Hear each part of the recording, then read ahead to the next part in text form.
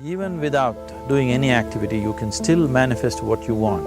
If you organize these four dimensions in one direction and keep it unwavering in that direction for a certain period of time, now he believes Shiva will do it for him and it will happen. So is Shiva going to come and build your house? No, I want you to understand, God will not lift his little finger for you. What has not happened till now on this planet can happen tomorrow. Human beings are capable of making it happen tomorrow.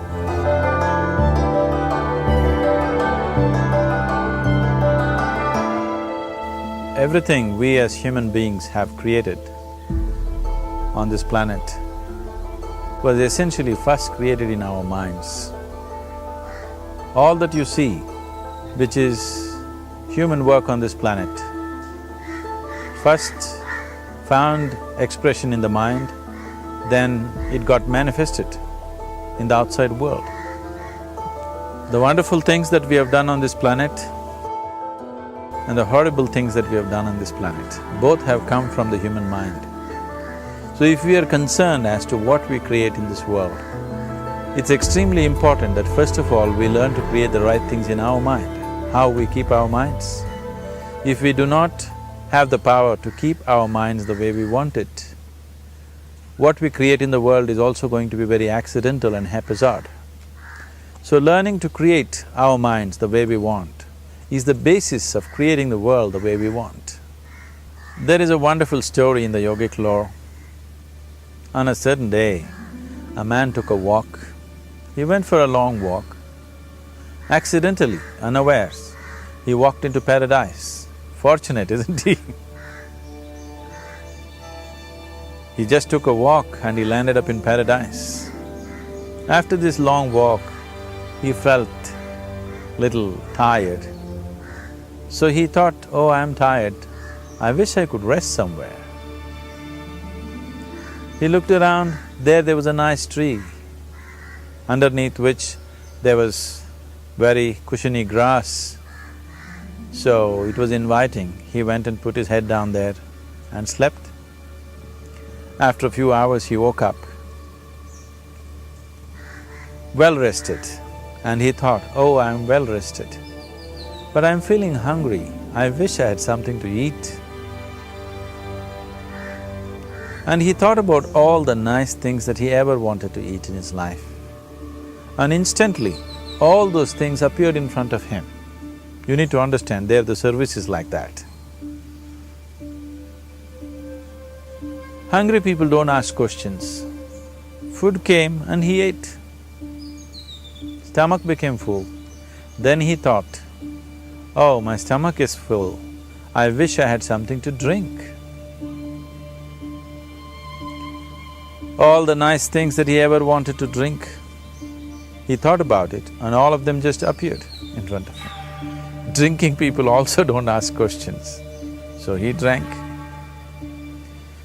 Now with a little bit of alcohol in him, you know Charles Darwin told you, all of you are monkeys, your tail fell away. Not me, Charles Darwin told you that you were all monkeys and your tail fell away and then you became human. Yes, definitely the tail fell away. But the monkey, in yoga, we always refer to an unestablished mind as markata, which means a monkey. Why we are referring to the mind as a monkey is, what are the qualities of a monkey? One thing about a monkey is, it's unnecessary movement. And another thing about the monkey is, if I say you're monkeying somebody, what does it mean? Imitation. Monkey and imitation have become synonymous. So these two essential qualities of a monkey are very much the qualities of an unestablished mind. Unnecessary movement, you don't have to learn it from the monkey, you can teach it to the monkey. And imitation is full-time job of the mind. So when these two qualities are on, a mind is referred to as a monkey. So this monkey became active within him. He just looked around, thought, what the hell is happening here? I asked for food, food came. I asked for drink, drink came. There must be ghosts around here. and ghosts came. Oh, the ghosts have come, they're going to surround me and torture me, he thought. Immediately the ghosts surrounded him and started torturing him. Then he started screaming in pain and said, oh, they're going to kill me, and he died. Just now he said he's a fortunate being. The problem is he was sitting under a kalpavriksha or a wishing tree. He asked for food, food came, he asked for drink, drink came, he asked for ghost, ghost came, he asked for torture, torture came, he asked for death, death happened. Now don't go looking for these kalpavrukshas in the forest. You can barely find a tree these days. A well-established mind, a mind which is in a state of samyukti, is referred to as a kalpavriksha. If you organize your mind to a certain level of organization, it in turn organizes the whole system.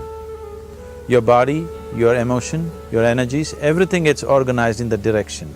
Once all these four dimensions of you, your physical body, your mind, your emotion and the fundamental life energies are organized in one direction, once you are like this, anything that you wish happens without even lifting a little finger actually. It would help to assist it with activity, but even without doing any activity, you can still manifest what you want if you organize these four dimensions in one direction and keep it unwavering in that direction for a certain period of time. Right now the problem with your mind is, every moment it is changing its direction. It is like you want to travel somewhere and every 2 steps if you keep changing your direction, the question of you reaching the destination is very remote unless it happens by chance. So, organizing our minds and in turn organizing the whole system and these four basic dimensions of who you are right now in one direction, if you do this, you are a kalpavruksha yourself. Anything that you wish will happen. But right now, if you look at your lives, everything that you have wished for till now, if it happens, you have finished. Everything and everybody that you have desired for, if all of that lands up in your house today, could you live with that? Once we're empowered like this, it's very important that our physical action, emotional action, mental action and energy actions are controlled and properly directed. If it is not so, we become destructive, self-destructive. Right now, that is our problem. The technology, which is supposed to make our life beautiful and easy, has become the source of all the problem that we are destroying the very basis of our life, which is the planet. So what should have been a boon, we are making a curse out of it.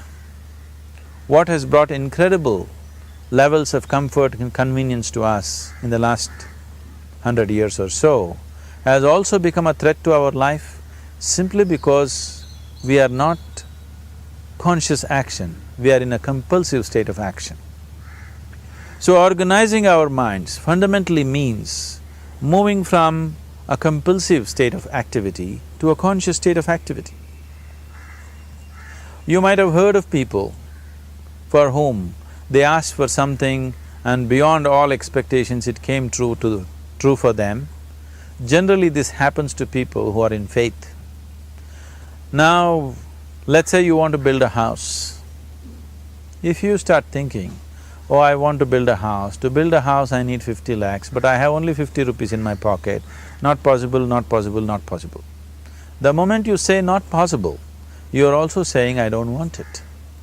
So on one level, you're creating a desire that you want something, on another level, you're saying I don't want it. So in this conflict, it may not happen. Someone who has some faith in a god or in a temple or whatever, who is simple-minded. Faith works only for those people who are simple-minded. Thinking people, people who are too much thinking, for them it never works. A childlike person who has a simple faith in his god or his temple or whatever, he goes to the temple and says, Shiva, I want a house. I don't know how, you must make it for me. Now in his mind there are no negative thoughts. Will it happen? Will it not happen? Is it possible? Is it not possible? These things are completely removed by this simple act of faith. Now he believes Shiva will do it for him and it will happen. So is Shiva going to come and build your house? No, I want you to understand, God will not lift his little finger for you. What you refer to as God is the source of creation. As a creator, he has done a phenomenal job, there's no question about it. Could you think of a better creation than this? Is it in anybody's imagination to think anything better than what is there right now? So as a creator, he has done his job wonderfully well.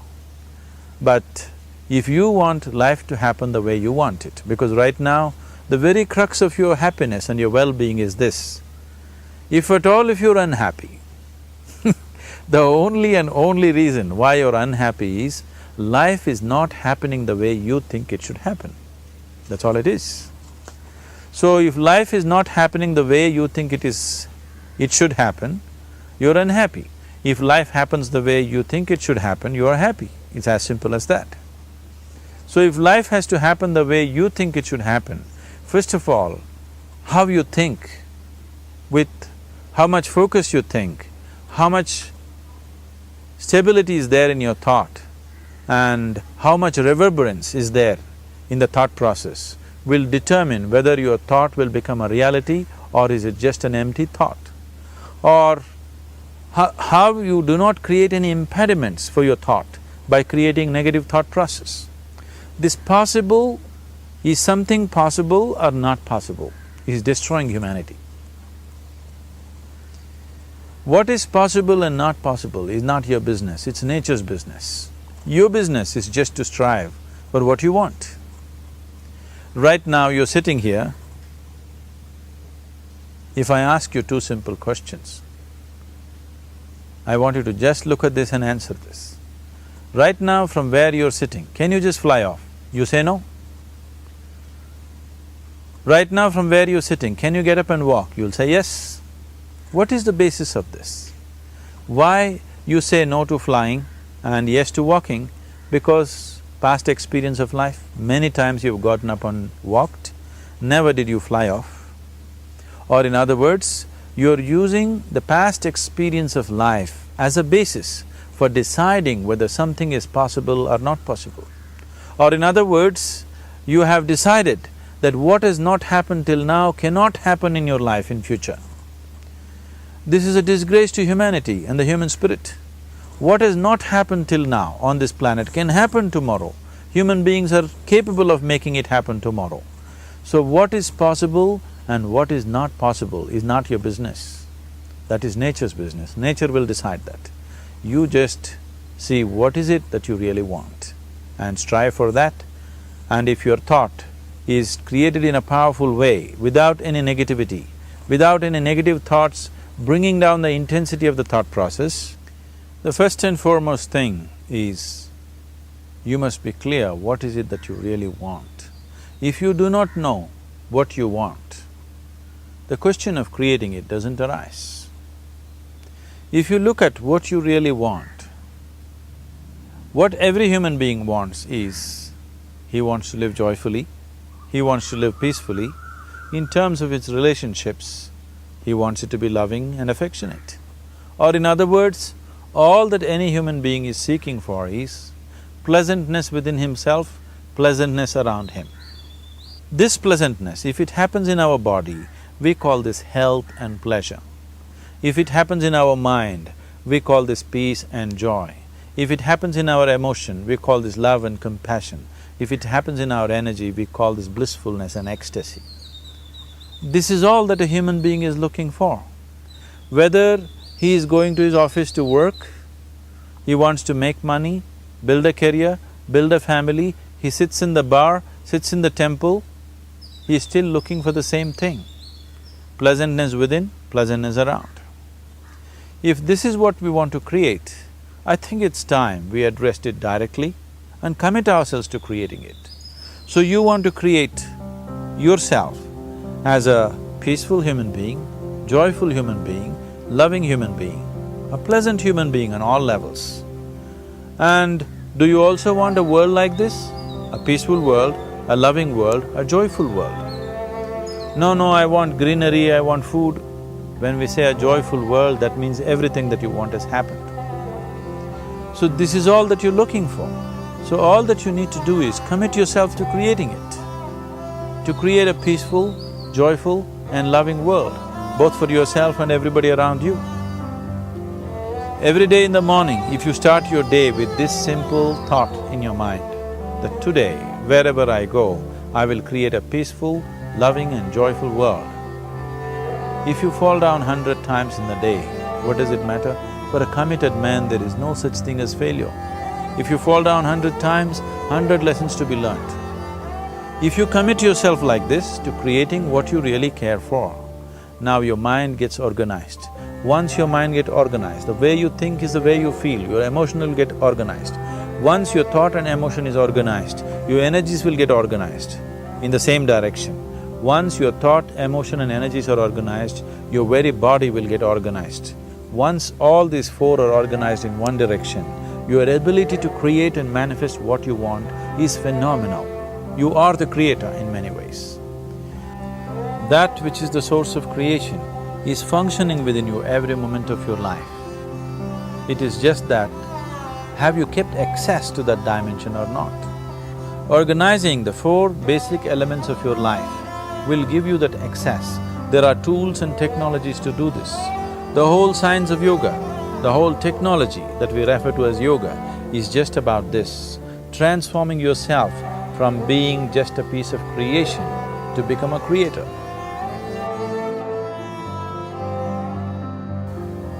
It is my wish and my blessing that every human being in this world should have this access to the source of creation within himself so that he can function here as a creator, not just as a piece of creation.